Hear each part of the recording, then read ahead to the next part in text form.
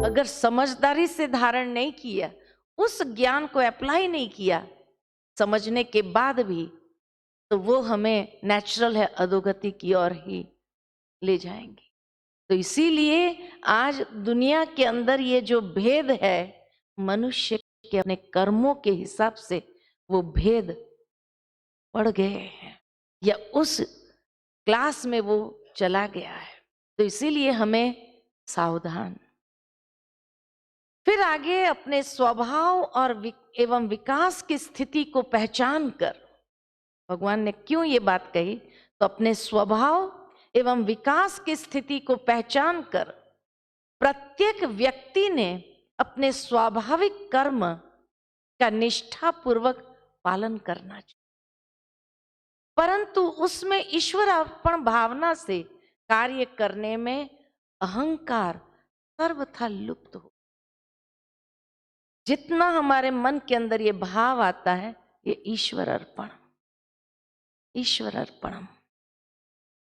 कुछ अच्छा कर्म भी किया और किसी ने तारीफ कर लिया, मन ही मन तुरंत उस बात को ईश्वर को अर्पण करो।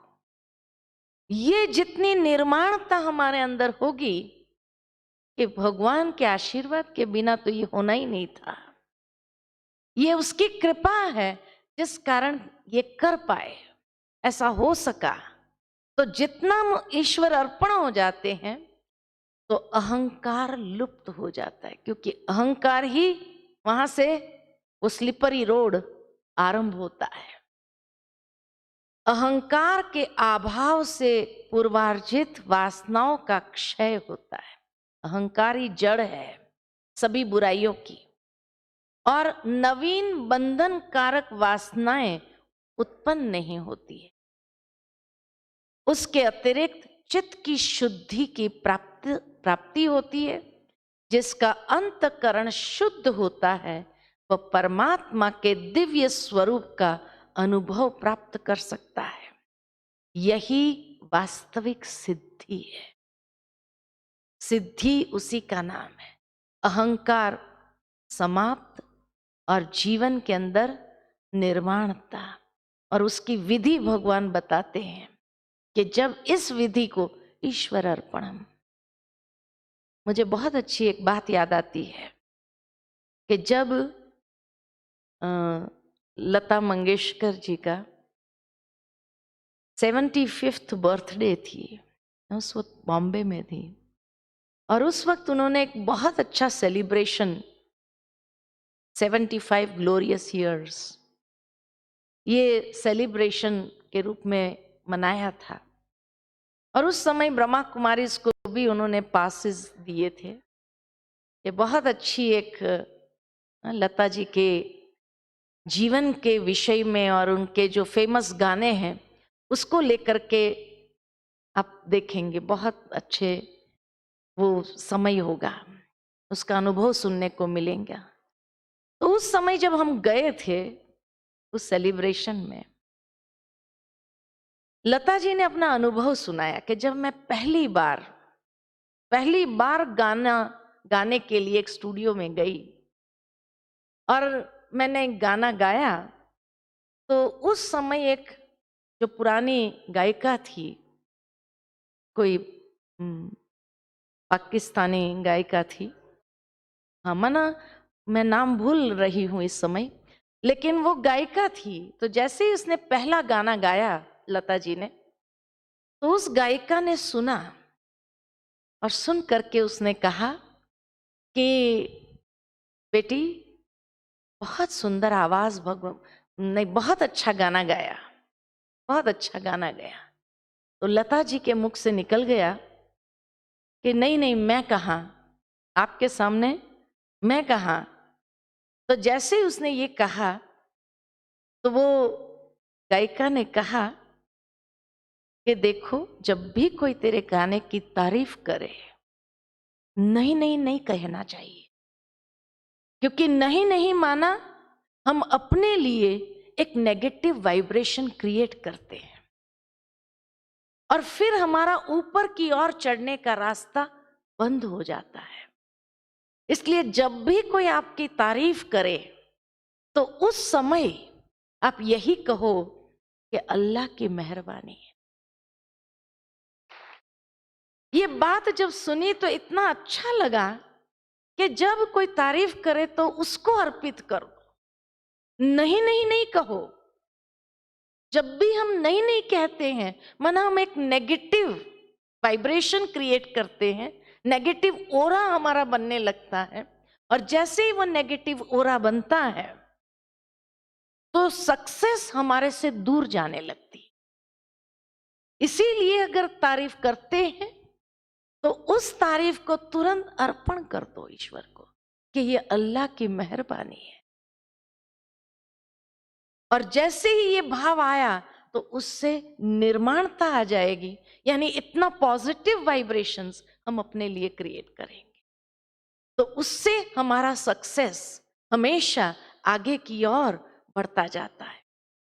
ये बात मुझे हमेशा स्मृति में रहती है कि देखो, हर एक के जीवन में कोई ना कोई ऐसी घटना होती है कि जिस घटना से वो कितना आगे बढ़ जाता है। और उसने कहा कि उसके बाद मैं हमेशा यही अर्पण कर देती थी। जब भी कोई मेरे गाने की तारीफ करता था, मैं हमेशा यही कहती थी कि वो परमात्मा की मेहरबानी है। और जैसे उसको अर्पित करती थी, मेरे अंदर वो अहम भाव समाप्त हो जाता। तो जीवन के अंदर बहुत कुछ सीखने को भी मिलता है, और यही बात भगवान अर्जुन को भी कह रहा है कि तुम ईश्वर अर्पण, उसके अहंकार में नहीं आओ, क्योंकि अहंकार सभी बुराइयों का द्वार है, जहां से सारे बुराई आने लगती। और उससे अगर अपने आप को मुक्त रखना चाहते तो अर्पणम। इतनी सुंदर बात, हमेशा मुझे ये बात याद रहती है। फिर भगवान से अर्जुन पूछते हैं, सर्वोच्च सिद्ध अवस्था अर्थात ज्ञान की पराकाष्ठा प्राप्त करने के लक्षण क्या है? तो भगवान कहते हैं, अपनी बुद्धि से शुद्ध होकर, बुद्धि को शुद्ध करना है, तथा धैर्य पूर्वक मन को वश करते हुए इंद्रिय तृप्ति के विषयों का त्याग कर। त्याग किसका करना है? इंद्रिय विषयक, इंद्रिय तृप्ति के विषयों को त्याग करना है। मन की, बुद्धि की शुद्धि, धैर्य वाला मन, और जहां इंद्रिय तृप्ति के विषय उसको त्याग कर, राग द्वेष से मुक्त होकर जो व्यक्ति एकांत स्थान में वास करता है, एकांत माना एक के अंत में हो जाना, एक परमात्मा के अंत में अपनी बुद्धि को जाने दो।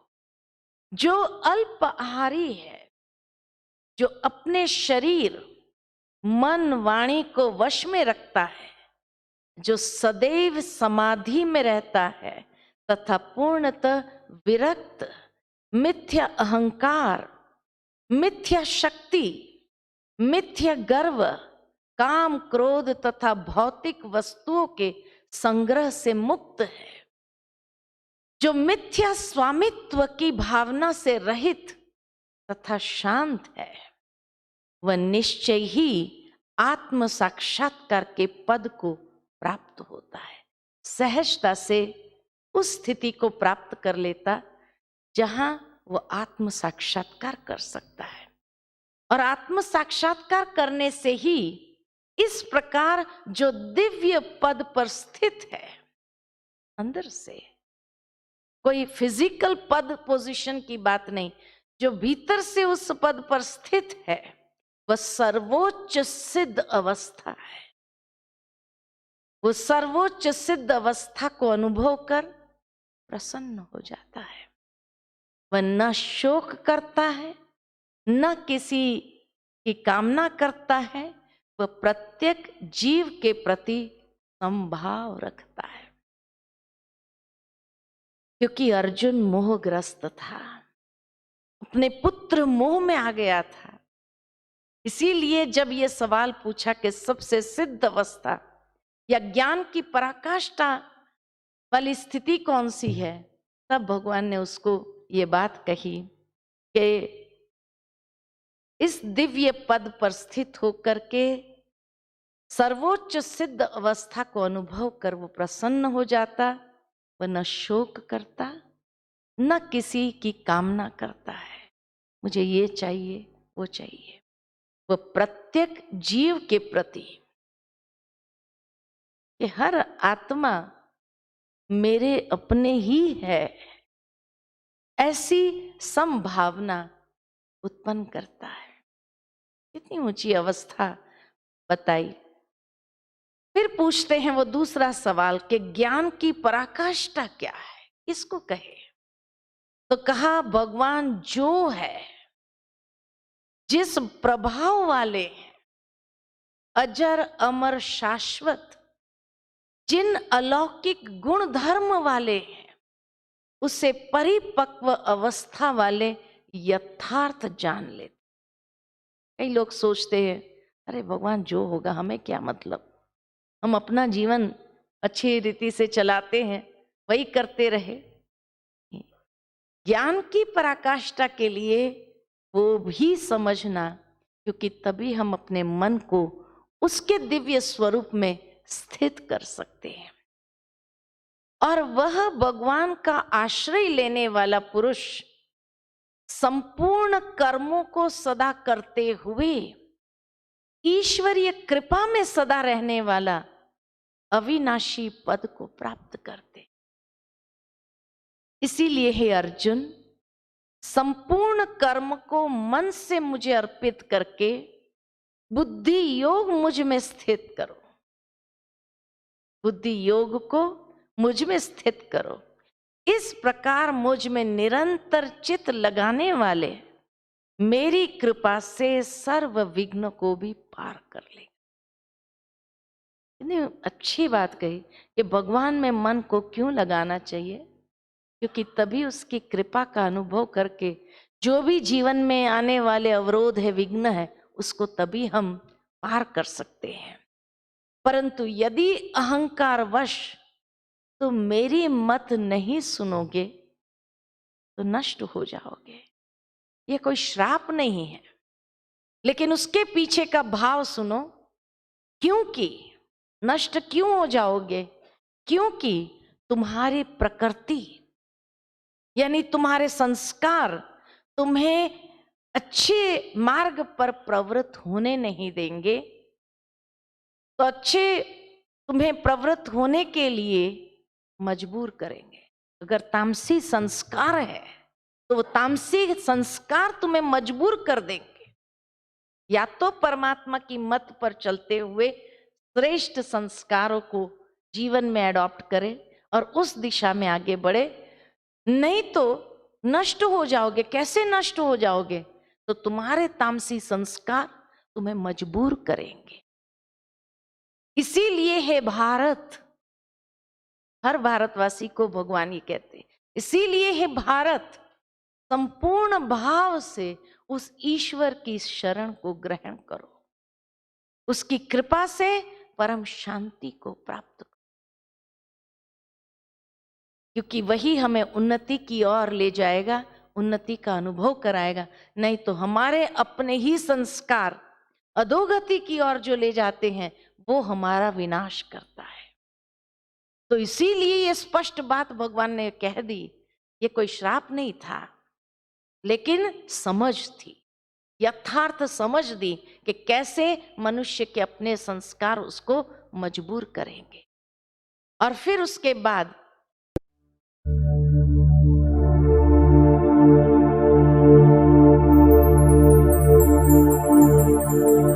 Thank